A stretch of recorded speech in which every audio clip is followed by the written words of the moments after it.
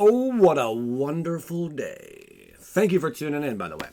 I'm Joey Moss, and we're going to get into Theros, Beyond Death spoilers, and leaks. I do leaks as well. I like to cover anything I can find on the internet that drops the day of you see this video. So that being said, let's get into it. And we got a new Planeswalker. That's right, a new Planeswalker. And one more thing.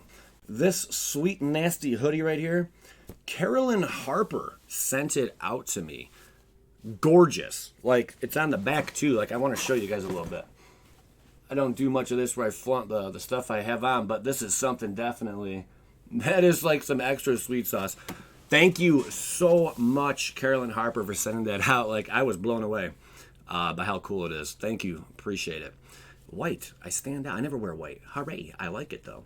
Let's do this, Brutus. Labyrinth of Scophos' Guardian. Also, Labyrinth of Scophos. I thought I'd include it. I don't think it's been officially spoiled yet. And I have discussed this card, Labyrinth of Scophos, probably 2 months ago. So it has been known to be out for quite some time. I love that, like, Maze of Ith kind of look, like that crazy little maze right there. But this is not the card we're spoiling. We're spoiling this card, but you get a 2-for-1 today. We're going to include the rare. Labyrinth of Scophos' Guardians, a 4-drop. Creature, Minotaur Warrior. This is kind of something different. I don't recall too many times Wizards has done something along these lines. I'll explain in a minute. For 1, Scophos' Labyrinth Guardian gets +1/-1 until end of turn. So you can pump it up. That's pretty cool. Give it trample or something, you know, and go to Pantheon. Whenever another creature becomes the target of an ability of a land you control named Labyrinth of Scophos. I gotta love how I didn't spell that correct. Anyway, you may have Scophos' Labyrinth Guardian fight that creature. Very weird. Interesting, though, but again, I don't think we've seen this too many times. Yeah, there's a lot of cards where this creature fights that creature, target creature deals damage to target creature, blah, blah, blah, blah, blah. But this one's different. It's actually specifying a specific card, which is Labyrinth of Scophos, which what it does, if you tap it, add a colorless, and then for 4, tap, remove target attacking or blocking creature from combat. I don't know how impactful that's going to be. I mean, we do have a lot of very beefy, powerful, huge creatures running around, but I mean, it is 4 to do that. Are you going to really leave around 4 mana just to remove a card that's attacking or blocking? Well, if you ended up targeting a card like that, you can have Mr. Labyrinth of Scophos' Guardian actually attack that card, which is something kind of neat. Now, I think it would be even cooler if it had first strike. Then it's like a sure win, you know? But nonetheless, pretty interesting stuff. I don't know how much play this is going to see. I mean, it really depends on how the standard's cooking up. Maybe this will be a sideboard card, if anything. But I don't know about all this. Very, very weird. Fascist Oracle, Holy Text. That's right. There's a book on this one. 2 blue. That's right. So this is going to help out with your devotion to blue. Merfolk Wizard. When Thassa's Oracle enters the battlefield, look at the top X cards of your library where X is your devotion to blue. So if you have a few permanents out and the total number of this up here is like 5 or something, well, then you look at 5 cards from top of your library where X is your devotion to blue. Put up to 1 of them on top of your library and the rest on the bottom of your library in a random order. If X is greater than or equal to the number of cards in your library, you win the game. So each blue mana and the mana cost of permanents you control counts towards your devotion to blue. Oh, hooray. They actually explained that on the card. Good for them. That's a lot of text, but I mean, you can essentially win the game. I would assume you're going to want to run this in a mill strategy, and it doesn't seem like it's that far away to actually pull off this kind of a win. So, very interesting card. I don't want to spend too much time every single one, but that's really, really cool. Crocs, Titan of Death's Hunger. Get a load of that art. What is going on there, man? He's got like this huge like opening right here in his stomach, like he's swallowed something whole. And is that like a large foot? Oh, it's like in front of the camera. Okay. Anyway, not going to focus on the art too much. 2-drop Raktos, legendary creature, Elder Giant, 6/6. This is interesting, though. Just give me a sec. I'm going to go over the card. It was spoiled yesterday, but we're going to cover it today, and then I'm going to show you some weird tricks you can do. So it enters the battle. When Crocs enters the battlefield, sacrifice it unless it escaped. So if it didn't escape, you have to sacrifice it, okay? Whenever Crocs enters the battlefield or attacks, each opponent discards a card. Then each opponent who didn't discard a non-land card this way. It loses 3 life. So that's not too bad, because you will get that, trigger off rip. However, the escape is 4. Exile 5 other cards from your graveyard. Now, there's going to be a lot of ways to cheat this kind of stuff into play. What are we going to do? What are we going to do? If we want a big 6/6 dummy, where we don't get the initial perk, what we can do is run craziness like this. If I am wrong on any of this, by all means, please correct me. All right? And then, yeah. So you have Hushbringer, Tails End, Takatli, Honor Guard. Obviously, is an Ixalan. It rotated out. That'd be more for historic. But let's take a look at Tails End and Hushbringer. What do? Flying lifelink on the Hushbringer. Creatures entering the battlefield are dying. Don't cause abilities to trigger. So if I'm not mistaken, that would negate this entering the battlefield sacrifice, ability on this card. Then we also have Tails End. Counter target activated ability, triggered ability, or legendary spell. So we would be able to counter the activated, I believe it's activated ability, or I'm sorry, triggered ability on this card. So I'm not 100% if Hushbringer is going to work. It should. I don't see why it wouldn't, as long as it's being triggered, and it's triggering. Same with creatures entering the battlefield don't cause abilities to trigger on Takatli. All this pans out to be, well, you can cheat this card into play, and then the following turn, you got a 6/6. If you could pull that off, you're going to have to definitely use some different colors, blend it all up, but it could happen, and that's kind of scary stuff. Really easy to cheat that into play, if I'm not mistaken. Dreamscapers Shaman is a 6-drop. A whole lot of text on some of these cards. Enchantment Creature Mentor Shaman.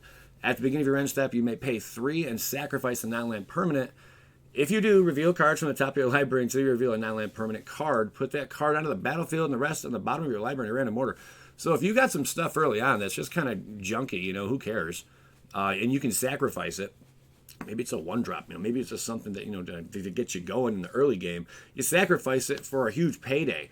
And also, you can even fix the top of your library by putting certain cards on the top of your library, paying 3, and then bam, you're cheating out something really freaking huge into play. That's crazy. Downside is there's already cards that do this. You don't got to pay any mana. You just got to attack with them. And they don't cost 6, like Raised Boar. He only costs 5, and I think he's a 6/6. So it's kind of like, what do I want to do? But that has to be a creature from your hand that goes onto the battlefield, and then it comes back. This one, it stays on the battlefield. Put that card on the battlefield, and the rest on the bottom of your library in a random order. So something to consider, but 6-drop, probably not, but I'm sure it's going to find its way into some like fun decks. Then we have Sea God Scorn, which is a 6-drop. Big boy, big spell. Return up to 3 target creatures and or enchantments to their owner's hands. Had this been an instant, I could see it getting a lot of play, seeing a lot of attention, But I like the artwork on it, though. Those crashing waves. Oh, we're all going to drown. And the Pegasus statue's going to fall over. I don't know. Return up to 3 target creatures and or enchantments to their owner's hands. Pretty cool. Maybe a sideboard card. There's not too many cards right now in Standard that allow you to bounce 3 or more cards of your opponents to their hand. So this could come in pretty handy. Not sure what to make of it, though. Here's something here. All right. Soul Guide Lantern. It's a 1-drop. Artifact. When Soul Guide Lantern enters the battlefield, exile target card from a graveyard. Pretty cool. And then tap it. Sacrifice Soul Guide Lantern. Exile each opponent's graveyard. So their entire graveyard will become exiled. There's a lot of exile shenanigans and the whole escape stuff. People are going to want to try to... when you escape, you have to exile cards. All right? This is just something, Soul Guide Lantern, maybe that person's not running that kind of approach, This is going to ensure they have to exile everything. With all the exile going on, Kaya, Orzhov, Usurper, I'm going to make some stupid, ridiculous deck around this card because it's her -5. Orzhov Usurper deals damage to target player equal to the number of cards that player owns in exile, and you gain that much life. It's only a 3-drop. All you got to do is maybe, try to get some counters on it, some loyalty counters on it, like cheating it in a little bit, because trying to get, any kind of Planeswalker to chill on the battlefield for a while, it's not like it's an undaunting task, but it'd be really nice if you can get some extra counters on it. But regardless, if you can't, within 2 turns of things sticking on the battlefield, you can already go to its ultimate and take your opponent to Pound Town. A lot of people are exiling stuff. This whole next Standard revolves around exiling stuff in the graveyard. Kaya is going to destroy it. I guarantee a top 8 deck is going to emerge, and Kaya is going to be in it. 100 billion percent. The card is going up. It was $4.50 in paper just, I think, yesterday or 2 days ago, and now it's already up to $5.38. So almost $1 jump in price. There is interest around it now. Then we also have Tonica, Akron Veteran. Get a load of that. I like the art. All right. 3-drop. Legendary creature, human soldier. A lot of legendary spells in this set. It's crazy. It has vigilance whenever Tonica, a Crone Veteran, attacks. Untap another target creature you control. Until end of turn, that creature has base power and toughness 4/4 and gains indestructible. Now, there's several different ways to use this. Look, I'm crazy, all right? I put out Chance for Glory. I was thinking some little silly strategy where, you have that one spell, it's a 2-drop instant. You put 2 1/1 white soldier, raise the alarm, raise the alarm onto the battlefield. 2 1/1 soldier creature tokens. And then something like Chance for Glory, you get your extra 4/4 indestructible, whatever, you swing on in. That's nothing, though. You find a creature, because what it says, until end of turn, that creature has base power and toughness 4/4 and gains indestructible. If you have a creature that has +1/+1 counters on it, let's say it has 3 +1/+1 counters on it, that's how it comes on the field, and there are creatures like that in Standard, it now becomes a 7/7 indestructible. All right? And if you can give that sucker trample, which there's a lot of cards now that could do that, then Chance for Glory could come into play, and that's a game finisher, like a turn 4-5-ish, depending on how it all blends up. Where you just take another turn with Chance for Glory, and we'll see you later, because you could do that twice then. It's something to think about. I'm just throwing the idea out there, but I really like this card. It's only a 3-drop, 3/3, and that's a pretty nasty ability on it. Moving along. Lagana, Band Narrator, 4-drop creature, Centaur Advisor. When Lasagna, that's right, Advisor enters the battlefield, you may put the target enchantment card from your graveyard on top of your library. If you do, you gain life equal to the card's converted mana cost. Not something that impressive. It's a 3/4. Probably going to see limited play, but then again, I could be wrong. All right, moving along. We have, Obstruction. This is a deuce drop. Enchantment Creature Spirit. Like spirits. It's only a 2-drop. First strike. Loyalty abilities of Planeswalkers. Your opponent's control cost 1 colorless more to activate. It's kind of weird that it says 1 colorless more to activate, because Planeswalker abilities don't cost mana. But this, I'm assuming, is going to make them cost mana now, which is very interesting to say the least. So where was this when War of the Spark, came out, it's still in Standard, but still, this should have been something pretty back then. Really interesting cards, an enchantment and a creature at the same time. Great for those grindy, control matchups. Great early on strategy, maybe a sideboard card. The list kind of goes on what you can do with this card, but I like it. It's flex, it's cool, it's fun, it's neat, sideboard. Then we have Outside of Life's Gift. Enchantment Creature Nymph. It's got lifelink. For 1, sacrifice the gift. Target creature or enchantment under your control gains protection from a color of your choice until end of turn. I like that. I think that is a powerful ability. Being able to give something protection is phenomenal. And there are ways you can just maybe get this card back and then do it all over again. Who knows? But on the surface, that's pretty sweet. Giving protection to anything, means that, that card's protected. Enough said. All right, it's like we're on a Trojan. Moving along. Here we go. Oh my gosh. Calyx Destiny's Hand. That's right. I love the artwork on this. Again, I enjoy the artwork on these more so than this. One of the reasons I got into Magic was because of the artwork. I was looking at this kid. I didn't even know who he was. And I was looking over at the cards. I'm like, what is that card game you're playing with? What is this? But the artwork captivated me. That's what sucked me in. So, I'm always focused on that a little bit. But the art on this, I like more than this. What's your guys' thoughts on that one? Because, I don't know. I've seen a lot of these kind of card variations. This just looks better. I don't know. The whole statue thing, it's whatever. All right, anyway, moving along. 4-drop. We've never seen this Planeswalker before at all. So this is really, really sweet. Calyx, Destiny's Hand. Legendary Planeswalker. +1, look at the top 4 cards of your library. You may reveal an enchantment card from among them and put that card into your hand. Put the rest in the bottom of your library in a random order. Sweet. That is really sweet. -3, this is really cool. Exile target creature or enchantment you don't control until target enchantment you control leaves the battlefield. Then it's ultimate. Return all enchantment cards from your graveyard to the battlefield.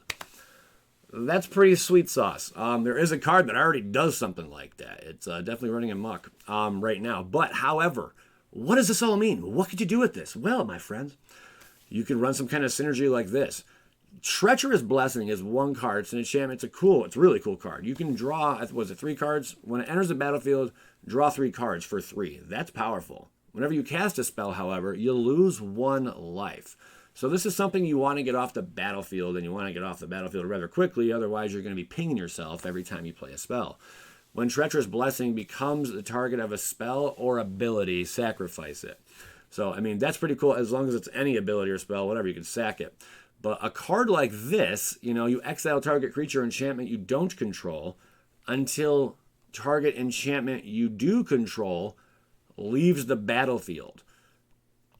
I like how that all synergizes together, because you would pin it on certain stuff like this, mix it all around. Doom Foretold, beginning of your upkeep, that player sacrifices a non-land, non-token permanent. All this stuff is great. Huge perks from Doom Foretold. One of my favorite decks to build around, or cards to build around, is Doom Foretold. The first our own games, as long as you get to your if you control a creature with power 4 or greater, draw 2 cards, get to that step. The old sack comes around. Perfect. I like it. It's like a means of like a control, but you're controlling it.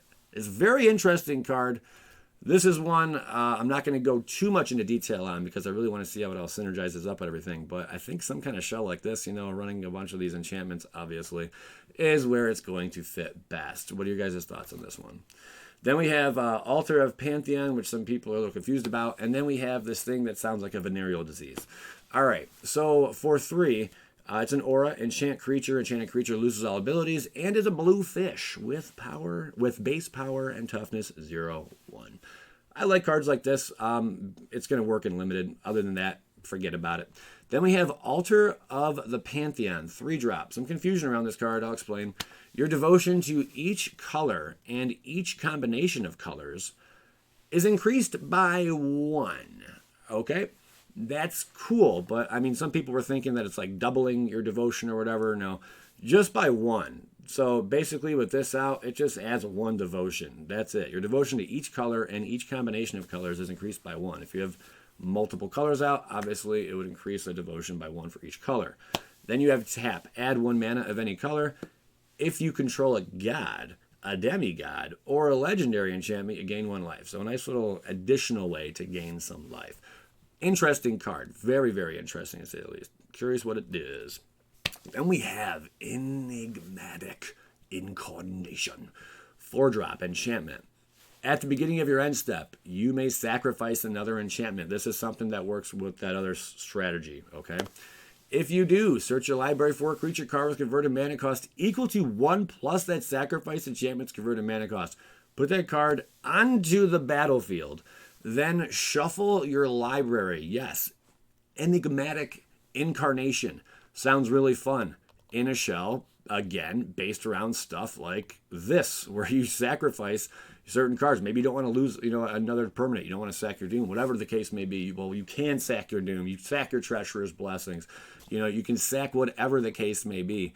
It's going to be a lot of fun to build around, especially with the new Planeswalker, Mr. Calyx, Destiny's Hand. That's going to be absolutely sweet to play with that kind of strategy as well. Moving along, Fateful End is a 3-drop. Fateful End deals 3 damage to any target scry 1. Is it really worth it? Is it? If this was a 2-drop, it'd be great. But I don't think they would print a card like that, 2-drop. Then again, they did print Lightning Bolt a long time ago. That was a very powerful spell. For 1, deal 3 damage. Any target. I like that it deals damage to any target and scrying 1. I just don't know how much play it's going to see, and I could be terribly wrong about this. I mean, Scry is a huge, ability, but I think 3 just it just puts it a little too, it's too steep. Maybe if there was 2.5 mana cast, I might go with it. But anyway, it's a cool card, limited play. Again, I could be wrong about that. Wow, that was quick. That's what she said. Well, again, guys, thank you for tuning in to today's video. If you did enjoy today's spoilers, and if you want to correct me on a bunch of things, by all means, go ahead and do that. I'm all ears. I actually do go over the comments. But definitely take a moment and hit the like button. I do appreciate it. And again, Carolyn Harper, this is sweet sauce. Thank you so much. I absolutely love it. Really, really cool. She customized it, all that good stuff. So appreciate it. Carolyn, hope to hear from you in the comments. All right, everyone. Thank you so much for tuning in. And check out these other videos over there. Okay? Appreciate you. Skadink, skadink, skadoosh.